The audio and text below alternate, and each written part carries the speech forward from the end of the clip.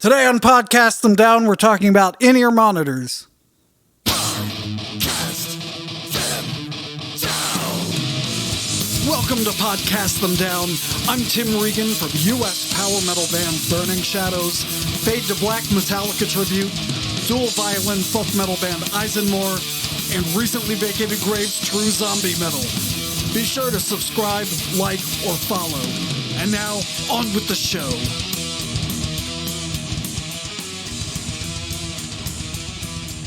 I'm here with Mike, and Mike is going to talk at me about a subject I know surprisingly much about, the in-ear monitor setups that we use. No, I actually genuinely think you have a lot to contribute here, which is why I think it's a good topic for us. I will make sure you're wrong. I guess this just shows how spoiled I am. The first time I gigged ever, it was with the recently vacated Graves. And it was for a tour, a mini tour in New England, and I had never gigged live before.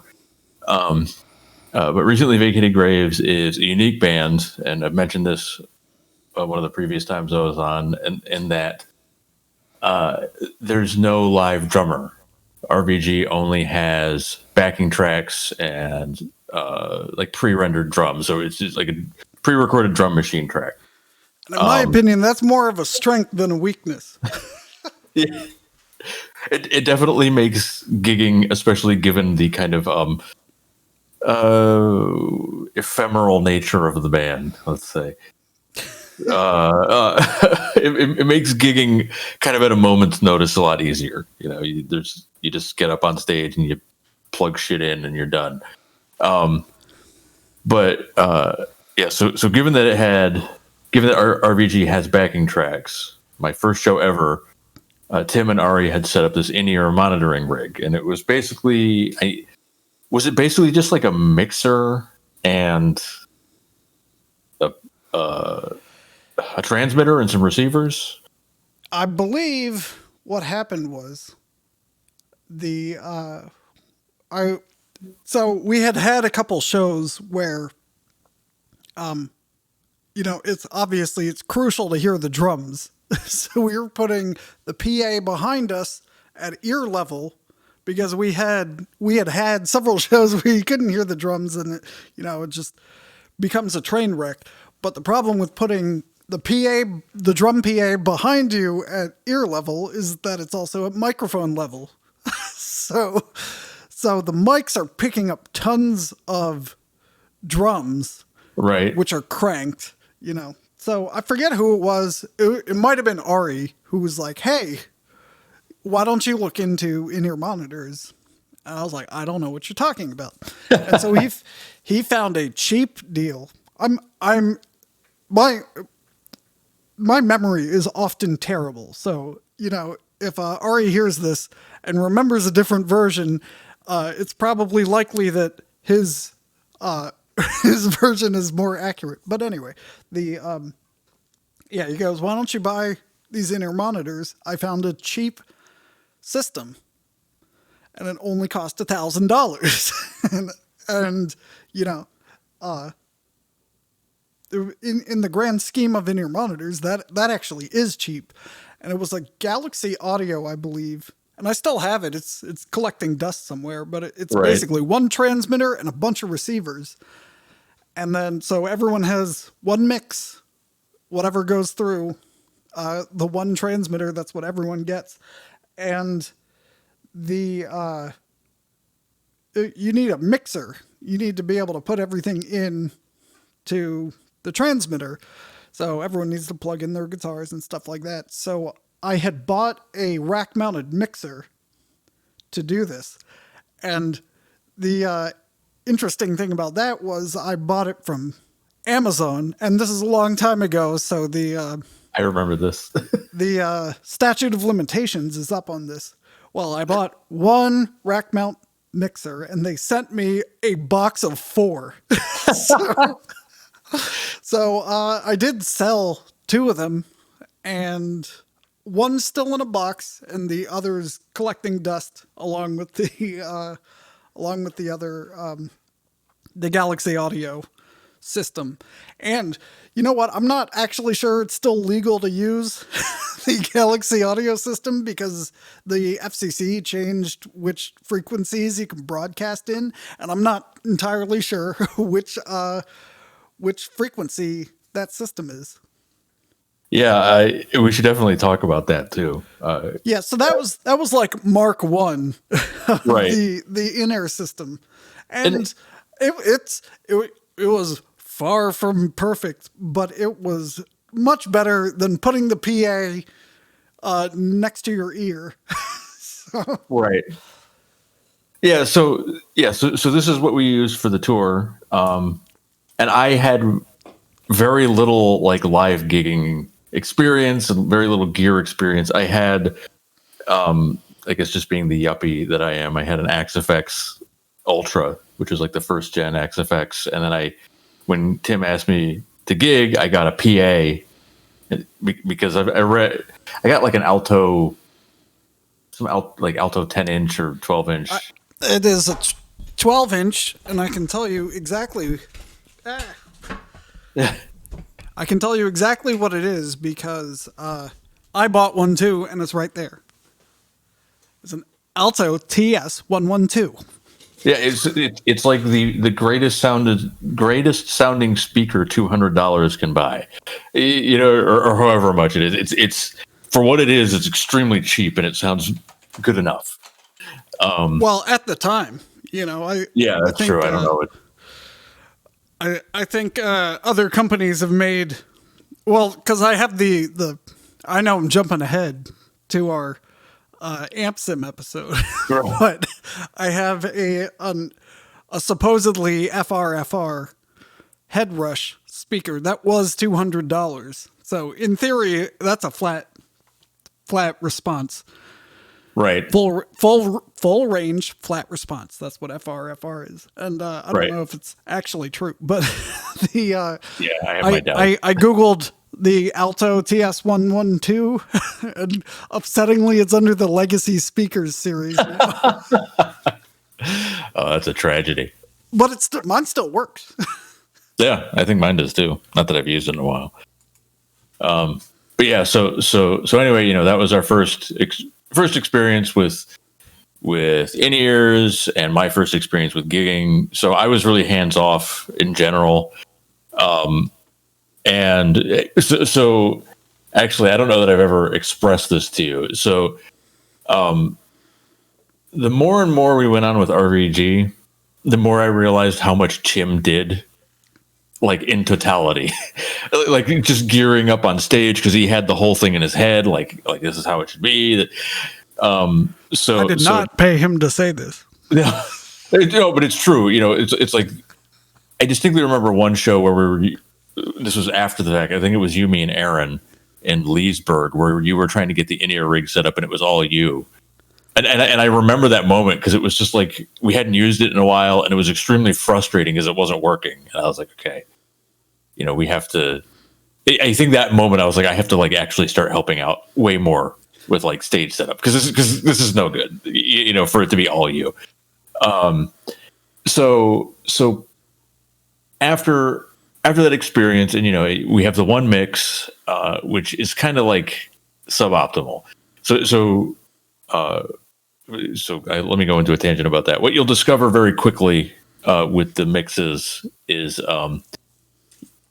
you care about different things live than everybody else cares about. And when you're sharing a single mix, you cannot get it the way that you want it. I mean, to speak to that, I want to say, and you'll know this better than me, Tim. One of the guitarists of Metallica, it's just like him and drums. That's right. Yeah, James Hetfield. I also read this somewhere. Yeah. It's just him and Lars in his mix, and that's it. Yeah, and that works for him. And then for when I am live, I have my vocals panned, I think, hard left, and my guitar or my bass panned hard right. and then I sort of don't care about most of the rest. Like I want, well, but it's not because I don't want to hear, I don't want to sound good or don't hear what we're doing, but it's just like, as far as me keeping on time, drums, if we have a click, but otherwise it's just like, I need me very separated. But if you talk to Dave wants it to sound like the album. Yeah, like mine is similar. Right. But I want me like super pronounced so I can pick myself out. But it's just what works for everybody is extremely different. It's directly related to your ego. Right. Yeah, of course. Yeah. If you want yourself super pronounced, you're obviously just an egomaniac, like me, apparently. So, this setup, which used one mix using our audio transmitter that may or may not be legal anymore to use, not like criminally. It's just like you're not supposed to use it anymore. It didn't work fantastically well. We were generally able to hear the drums, but there was always some sort of drift in the mix for some reason, and it's like you don't know if something got knocked when you were transmitting the gear from one place to the other, and you don't know we all know it certainly wasn't the Behringer mixer. Right. But it's like you might have tweaked the volume knob that you didn't realize even had any impact on anything, that normally you would never know much about. And actually go ahead. If you set up, if you are set up in one venue and then you go play another venue and your amps are in different places and maybe your mic's pointing in a different direction or the room's just different or they have stuff going through the monitors, of course your mix is going to be different. So, yeah. Right. So every show you really need to be going through and tweaking the mix, and that's what sound checks are for. And that is why RVG hates playing all the tiny metal shows where there's a 15-minute changeover. Yes. Yes. It's gotten better over time, but so this didn't work 100% fantastically. We could hear the drums, but it didn't work for everybody in the band. So Tim and I eventually started discussing how to try to streamline everything. So streamline the whole setup. And this was the inception of the Brain. And the Brain was basically supposed to be the in-ears, and it was a band in a box concept. So the whole idea of it is your in-ears, your amp sims, your bass sim, your mixer, your everything. Oh yeah, we overcorrected on that one. Yeah. So we went totally in this direction. It went from single mix in-ears to everything. But it was still a single literally mix. including the guitar amps. Like it was everything. It was still a single mix. And it was just this heavy box that had no wheels on it and was the worst thing to transport in the entire world. Not that things are a ton better where we are now. Is it really worse than moving an Ampeg 8x10? No, probably not. Yeah, so, as long as it's never that bad. Right. Yeah, so the band in a box thing was interesting. We got these Digitech GSP 1101s, which I still think are fantastic for what they are. They're 1U guitar amp sims. And then we just got like some cheap ass, it wasn't cheap. It was a Sans amp bass sim.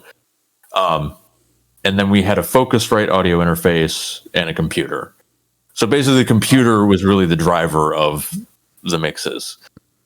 So the concept in and of itself isn't terrible, except for the reliance on the computer, in my opinion. We still had the single mix, but the whole idea was that it was supposed to be a little bit more consistent overall. But I would say we ran into two big issues. One was the computer being involved in any way, shape, or form. We generally tried to do this on the cheap. And the first tour that we did with the Brain, we had a laptop that you had inherited, which wasn't. Oh yeah, which wasn't terrible. And then some Akai, AKAI, MPC audio interface, and it had like just a few. Oh, there were three things that we ran into. It had just a few outputs and inputs. Oh yeah, so I guess this was before the Focusrite, right? Does this sound familiar? I'm trying to remember how this Akai worked into things. We got the Focusrite later, didn't we? Actually, I still think I have that thing. So it was a USB interface. And Right. the only reason I got it was that it had 4 outputs. Right. Forget why we needed 4 outputs, but it had 4 outputs, and that's the only reason I got it. And that thing, I don't think it saw much service. No, so okay, yeah. So I guess the Akai predated the Focusrite interface, and for whatever reason, I don't know if it was the laptop or the Akai interface or what, but everything had this click to it, and it was not a click track; it was an error. It was some issue, like driver issue or computer issue or something, where it would play over PAs and shit. So everything we played that tour had this. A lot of the things we played that tour had this fucking click, and it was awful. Yeah, exactly. It was clearly like a sync issue or something that should not have been there. Well, you know what? There goes our Akai sponsorship. Shit. Yeah. So we eventually switched to the Focusrite. And the Focusrite was to try to reduce reliance on software, I believe. So the Focusrite had volume controls and some gain controls that were hard. So you could tweak things kind of on the fly. Focusrite was an 18i20. Yes. This fact brought to you by Focusrite.com.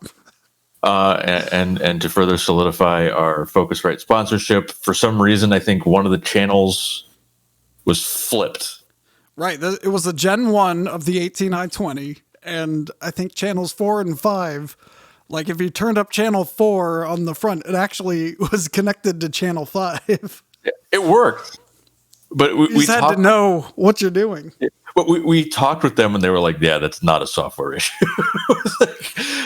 Okay, yeah, we ain't fixing that one. And Focusrite, you can go ahead and, hit me up at PayPal. Podcast them down at gmail.com. Right. Yeah. So that now, other than that little weird behavioral issue, the Focusrite was actually pretty sweet. But I think the second thing that we ran into was, the second thing that we ran into with this setup, in addition to the computer reliance, even after moving to the Focusrite, was variable volume coming from our audio sources. So the Digitex and the bass sims, if you wanted to muck with your sound on stage, you muck with the sound in the mix. So it's like you go to a show and some audio guy says, hey, can you turn up? And you turn up. You fucked up your in-ear mix entirely. So now you have to go there and you have to start tweaking shit. I had blocked all this out. Oh, I'm remembering this now, and it's like stressing me out. The reason I remember this is it guided me extremely into why I've done a lot of the stuff that I've done with our current rig. Yeah. So basically, that was a huge pain in the ass. Every time some sound guy told you to turn up, and it's totally reasonable. It's a totally reasonable request for them to make. It's not like, on a day-to-day basis, you shouldn't be doing this. You need to turn up so that they can get the volume, they can get their levels to where they need them to be. But yeah, the way we had it set up, everything affected the in-ear mix. It was horrible. The third thing was the length of our output tails coming from the brain box. So we had. What do we have? So the wiring. Here's how the wiring is supposed to be set up. You need everything you want in your in-ear mix. You need to bring to whatever mixer is going to be controlling your in-ear mixes. Okay. So if anyone wants guitar, you have to plug in the guitar output, or, you know, stick a mic on an amp, or get the amp simmed out into this mixer, right? And so you have to do every microphone. You have to do the drums somehow if you want drums in your mix. So you get every instrument, and then but then you have the problem, what if you only have one output of some kind? Now, for the microphone, for example, if you have plugged the mic into your mixer, how does the venue get that mic signal? So, preferably, your mixer, you got to split the signal somewhere. It needs to either split before you go into the mixer, or it needs to split after the mixer, in which case you need a giant cable that has all the outputs of everything going into your mixer. I think I explained that correctly. Yes. Then, but your mixer is, if you have, for each in-ear transmitter, so if everyone wants a different mix, if everyone wants to be able to control what they hear separately, everyone needs their own in-ear transmitter, and the mixer needs to be able to output to each of those mixers. I mean, each of the in-ear monitor transmitters. And and then everyone needs a receiver, and everyone needs the actual earbud things, and that the things that go in your ears are actually the in-ear monitors. So when we say in-ear monitors, we're talking about an entire system, but the only actual part that's the in-ear monitor is what's physically in your ear. Right. But supporting it is a surprisingly complicated business. Yes. And you know what? We should clip that part out and stick it at the beginning of the episode. But anyway, so go on. So now the after everything's gone into the mixer for the in-ears, now you have to get it outputs for the venue. Right. And yes. I believe that's where I interrupted you. No. Thank you for filling that in. Yeah. So we're trying. Okay. Yeah. So these are the signals that are going to the venue, and we had these dinky little fucking like 3-foot tails. So basically, our idea was that all the venues should have an XLR cable and just plug it into our little dinky snake. And I have a distinct memory of going to a venue where they thought we had a really simple setup, and then we showed them our little XLR tails, and they were like,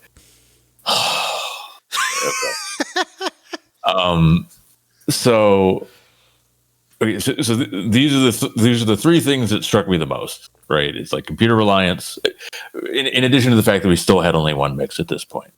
So it was like, okay, computer reliance, the audio variability, the volume variability, and the XLR tails to go to the front of house. Like those things we needed to fix. So around the time we gigged with the Brain a bit to varying degrees of success, it did, despite what I just listed. I think it worked better than what we had. And by the way, I think we still had drums going through the PA, because we still do, because depending on a venue's PA setup, if you're standing right in front of the stage, sometimes they don't do center fills. So if you're set up to if your stage and PA are set up for a band with a drummer, but there's no actual drum sound coming from the stage, it's coming from the PA, maybe you can't hear the drums. Yeah, and frankly, I've run into major bands, like international acts that have had this issue. Like I saw Catatonia a few years ago at a venue in Maryland. Was it Ram's Head? Yes, it was. Ram's Head's sound varies like drastically depending on where you're standing in that building. Well, I was like front and center and I could hear the band behind me. I couldn't hear them in front of me. Yeah, well, yeah. you know, a great tip for any show where you don't think the sound is good, stand behind the mixing desk. It sounds great, I bet. But funny enough, so Catatonia was opening for Devin Townsend. Devin Townsend played. I was standing in the same spot, but he turned on the side fills so I could hear everything. Yeah. So it all depends. Yep. Yeah. So that did work out better for us despite the problems, but it did make shows stressful. You know, having to mind the computer was always difficult. So I remember there was one show you showed up and we're like getting set up to play, and you go, I just updated the computer. I hope it didn't break anything. Yeah, it's hard to just like lock down like a Windows. I mean, a Mac. Yeah, we were using Windows. Mac probably would have worked better. I'll say that for what we were doing. Apple computers, you can send a check. Yeah. So around you know, after a few gigs this way, we started ISENMOR, and we went to ISENMOR, and it was like, okay, ISENMOR is a more traditional sort of band, sort of. But you know, nominally, there's a physical drummer. There's there is a drummer, bass. But we had violins, and we ended up having 4 of our members doing vocals, which is maybe a little excessive, but nope, that is where you're wrong. We do use them. Oh wait, I have a buzzer. There we go. Oh, that was quiet and disappointing. Hang on. There we go. Yeah. So we had, but you know, the idea was just like, let's just treat ISENMOR like a normal band. Let's not complicate shit. Let's not introduce this in-ear scenario. Let's not do any of this. Let's just get up on stage and we have monitoring. We do what we do. So how'd that ISENMOR, work out? not well. So the two things about ISENMOR is ISENMOR has 6 to 7 members. So when you have that many members, getting up on stage and hearing everybody is a little bit difficult.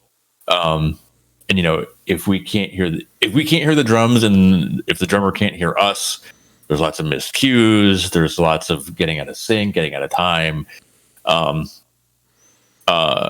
So yeah, that was annoying. Well, go ahead.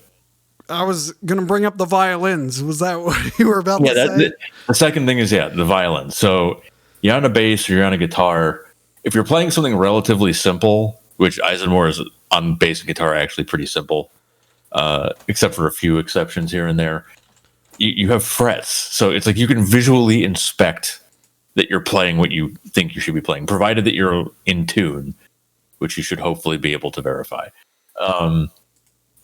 But violins have no frets. So to a violinist, it's actually quite important to like intonate to your ear as you play. And it became I can think of problem number 3. But with the violins, it became very obvious which shows the violinists could hear themselves and which shows they couldn't. Because, you know, when we had really good monitors, everybody sounded great. But when you didn't, it was like, okay, we sound pretty bad, actually. And we actually have a more recent example of not having our new in-ear setup where the violinists couldn't hear themselves and it sounded like it sounded. And, you know, that just is what it is. The third problem is the vocals. ISENMOR has clean sung vocals. It became very obvious where we did and did not have good monitoring with our vocals. And ISENMOR's clean vocals probably aren't the strongest in general. We're okay. You take that back. So you know, we need the monitoring is very helpful for us. So then we started trying to do the Brain 2.0 or 3.2.0. The first was Proto Brain. It was like cerebellum, like the mixer and the transmitter. Then we had the Brain 1.0. The Brain 2.0 was more of my own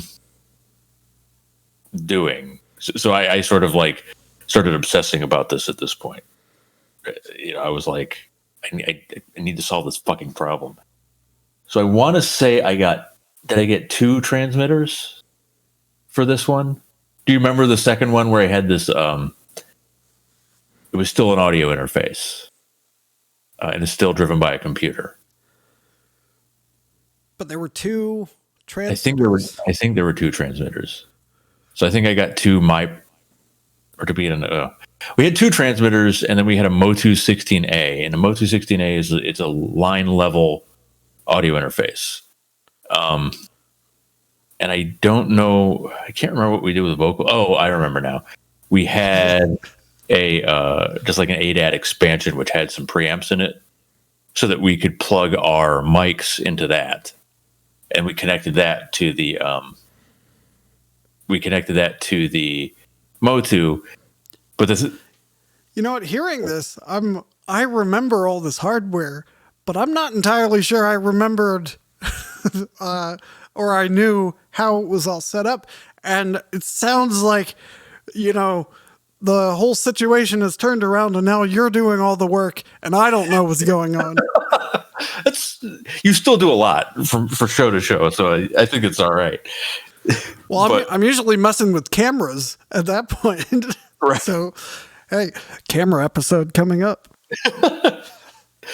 So that rig had the 2 transmitters. It had the Motu, again driven by a computer, and that was how you did the mixing on the Motu.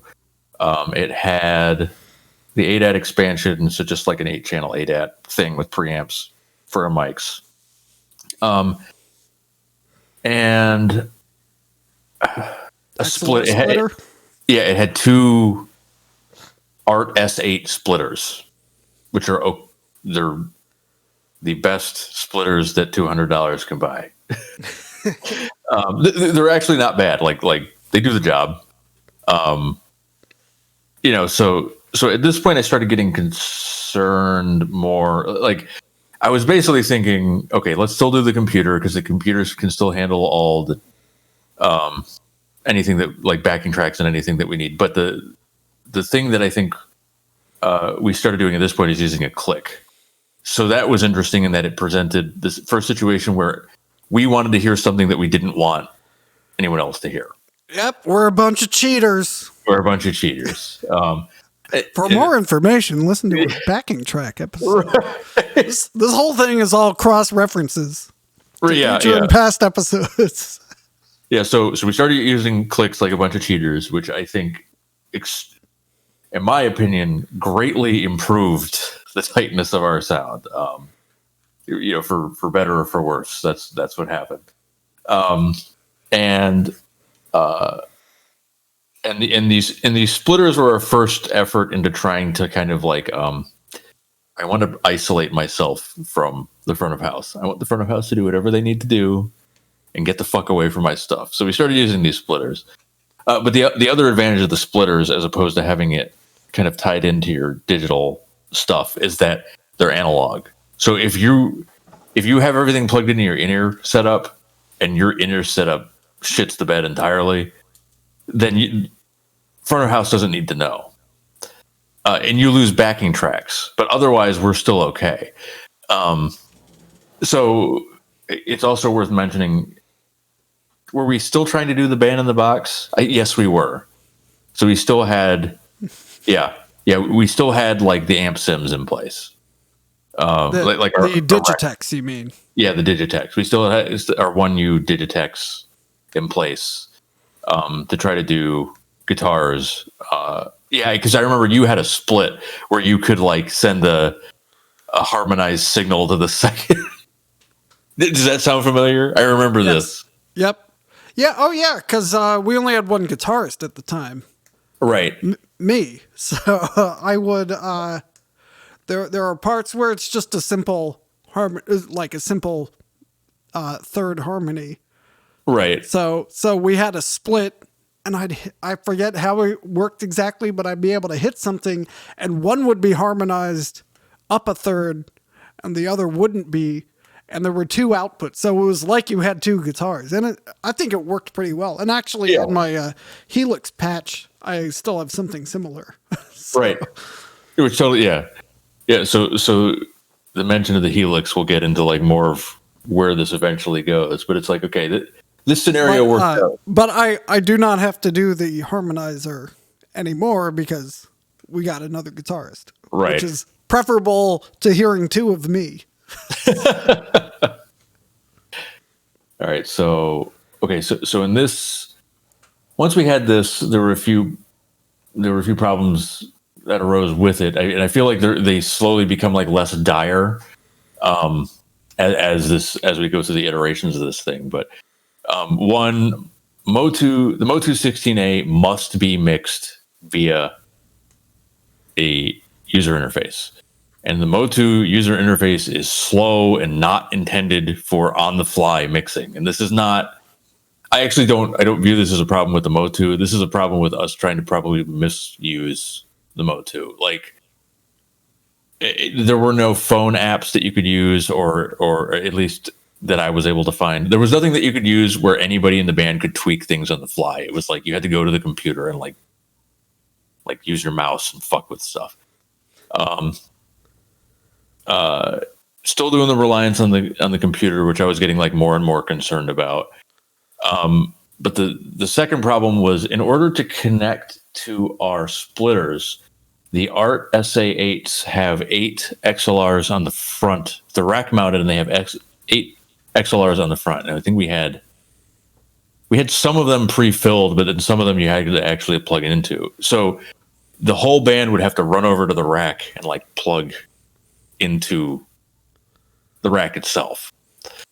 And that kind of sucked because it just created this spaghetti mess. Not that we don't still have the spaghetti mess, but it made things very difficult when you're trying, like you had a queue at the fucking rack every single time you were playing a show. Yeah, but now, since you brought up the cable analogy, I mean the noodle analogy, would you say it's more of an udon mess now? Yeah, the spaghetti part has been moved farther away from the actual box. Okay. So I'm going to address this. Let me mentally go over that, and then I will get to the udon analogy. Okay, this worked for a little bit. I didn't use this for very long. It was actually one of the few gear purchases I made where I think I sold the gear for more than I bought it for, which is amazing. There we go. Yeah, there's always a delay. So after that, I was like, okay, these two mixes are working better, but we're still having complaints. So we need to fucking do this if we're going to do this. So I went nuts. And I started thinking of this. I had like theses about how I thought this needs to work. I believe we might actually need to split this into 2 episodes. And okay. This is a perfect cliffhanger. Okay. Excellent. You went nuts. So, we will continue this conversation in the next episode of Podcast Them Down. Thanks for listening. Thanks for listening to Podcast Them Down. You can find Burning Shadows, ISENMOR, and recently vacated Graves on Bandcamp, as well as Facebook, along with Fade to Black Metallica Tribute and Podcast Them Down itself. Until next time, keep it metal.